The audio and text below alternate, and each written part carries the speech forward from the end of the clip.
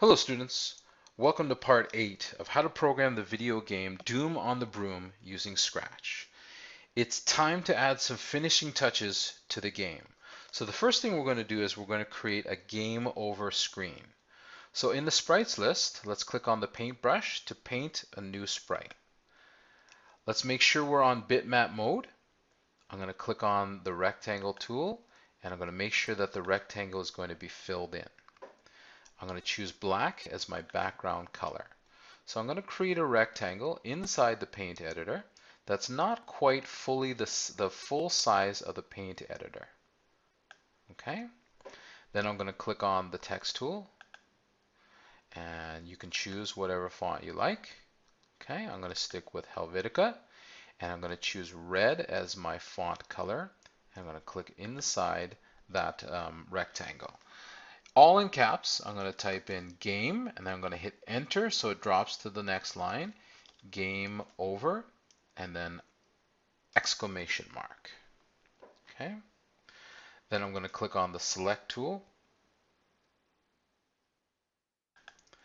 and click on that text box and I can stretch out that font, that text box so that it fills most of the screen. Okay, you want it to be a pretty prominent message there, game over. Okay. All right, down here in the sprites list, let's click on the little I, and then let's type in game over, and then click the back button. Okay, you'll see the sprite is renamed to game over. So let's click on scripts and let's create some very small scripts for this sprite. So let's click on the events blocks, and when the green flag is clicked, we're going to hide, right? We don't want this sprite to appear at the beginning of the game. So we're going to click on the looks blocks and drag over a hide block. And then we'll go to motion. And then we'll go to X, Y, go to X, Y. And we always want that sign to appear in the very center of the screen. So X value of 0 and a Y value of 0. Okay. All right, so let's click back on the events blocks. And when I receive a message, when I receive the game over message, remember there are two messages that you've created, game over and lose a life. So when I receive game over, I will go to the control blocks and I will wait 1 second, and then I will finally show the sprite. So click on the looks blocks and click on show. Okay, so in order to test it, let's go to File, Save. In order to test it, I need you to lose the game and see if this message appears on the screen. Okay, so do that now. So now let's click on the witch script. Okay, the witch sprite. We have all of these scripts for the witch. So we're going to add something at the very beginning of the game that gives the instructions. So the witch will actually give the instructions. So I've clicked on the witch sprite. So let's go to events. I'm going to add another little script here. When the green flag is clicked, and then I'll go to the looks blocks and I'll look for the say block. Say. So we'll put that underneath the when the green flag is clicked. We'll change it to from 2 seconds to 3 seconds. And then what we can do is we can have the character say anything we want. So if I double click in this box here, in this area, I can type out the instructions. So these are the instructions. Press arrow keys to turn, period. Press arrow keys to turn, period. Space. Press space bar to cast a fireball, period. Press spacebar to cast a fireball, period. Okay? All right, let's go to File. Let's go to Save. So now when you click on the green flag, that witch should give the instructions for 3 seconds at the beginning of the game. Okay? That's working very well. Okay, so let's talk about challenging mode or challenger mode. As players become more skilled and score more points, they start to get bored with the game. You can prevent this by making the game faster the more you play it. Okay, so we're going to again continue with the witch sprite. Okay, and then we're going to look, I'm just going to separate these so that I've got lots of room here. So I'm going to look in this loop here, the forever loop. Okay, I'm going to add one thing to the bottom here. So I'm going to go to the data blocks and I'm going to get a set block, set game speed 2. Now I'm going to do something a little bit complicated in this block here. Okay, let's go to operators and I want to grab a plus block and then I want to grab a divide block here. Okay, so in the plus block, in the second hole, I want you to manually type 1. So something plus 1. Then I want you to put the divide block inside the left hole of the plus block. So we're going to divide by 100. And what are we going to divide by 100? We're going to go to the data blocks and we're going to divide the score. So we're going to divide the score by 100 and then we're going to add 1. So every 100 points that you get, the game speed is going to increase by 1. Okay? So if you find that the game is moving too fast, then you can lower this value to make the game speed up sooner. Actually, if the game is too easy, you can lower this value to speed up the game sooner. So now you have to grab from the plus sign and pop it inside the set game speed 2.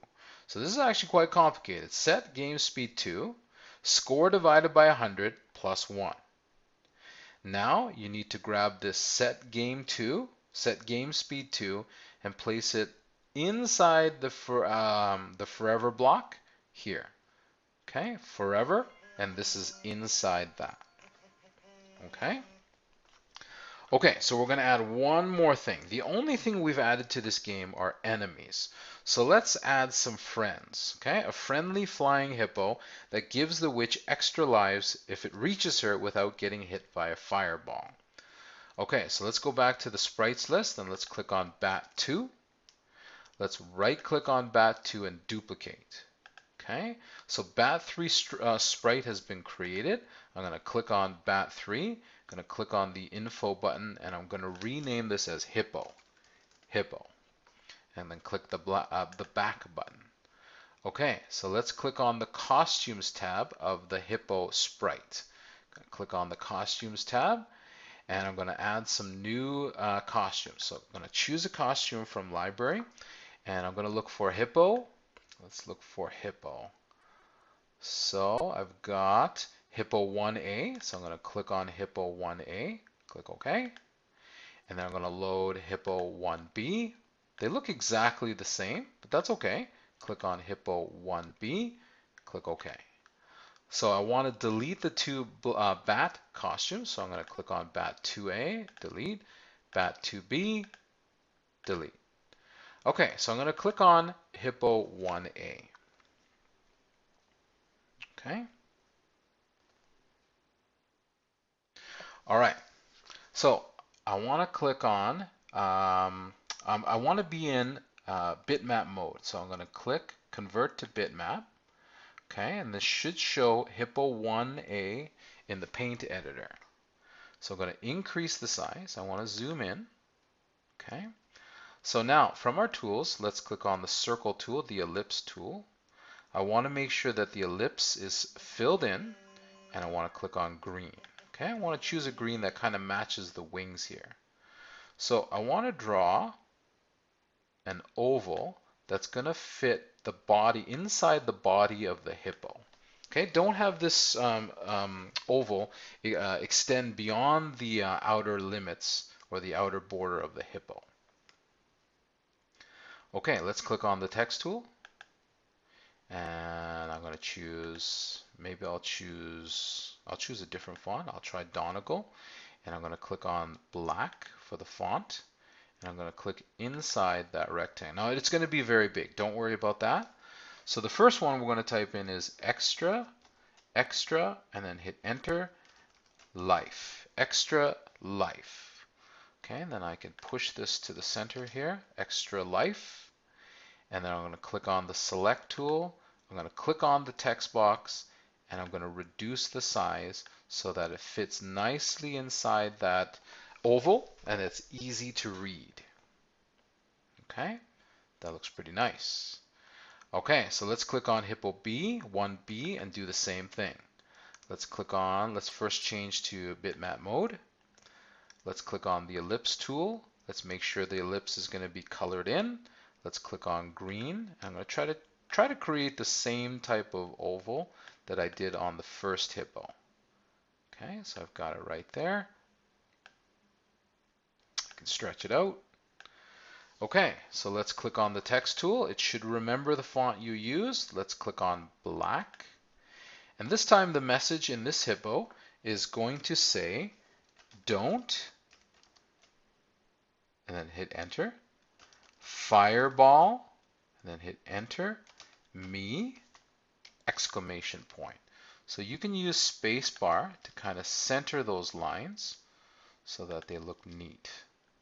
Okay? Then click on the select tool, click on that text box, and reduce the size of that text box so that we can read that message inside the oval here. Don't fireball me. Okay? All right, so let's click on the scripts tab and we're going to adjust the scripts here. So I'm just going to separate the scripts. So again, I keep them far apart so that we're not going to be confused. So we're going to look at this large script here that starts when I start as a clone.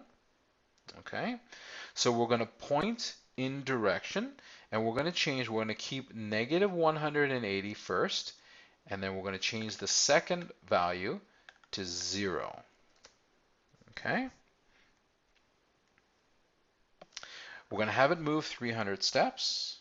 Okay, everything else is the same. That would be fine. And then at the very end here, I'm going to separate delete this clone, and I'm going to separate broadcast lose a life, because I want to get rid of the broadcast lose a life, and then I want to grab from the data blocks a change block, place it underneath here, the repeat until loop. I want to change the lives by +1. So every time that it touches, okay, I'm going to increase the lives by 1. And then I'm going to delete this clone. Okay. All right, so now let's look at the first set of scripts here. When I start as a clone, forever, next costume, and I want to wait 1 second. 1 second. Okay. 1 second. So to avoid making the game too easy, we want to make the extra lives hippos rare. So then we're going to look at this script. When the green flag is clicked, we're going to set the rotation style to don't rotate. Don't rotate. We're going to hide, then we have a forever loop, and this time these hippos are going to appear randomly from 30 seconds to 60 seconds. Okay, so that they don't appear very frequently at all. Okay, so now when you play the game, you're looking for a number of things, aren't you? You're looking for when the game ends, you're looking for the game over screen. When the game begins, you're looking for the instructions. The longer you play, the game speed should increase, making it more challenging, and we should eventually see these extra lives hippos appear. Okay, so those are all the things that you're checking for when you run your game. So I'm going to go to File, Save. Make sure you run your game a number of times. So this concludes part 8 of the video game project Doom on the Broom. Thanks for watching. Bye.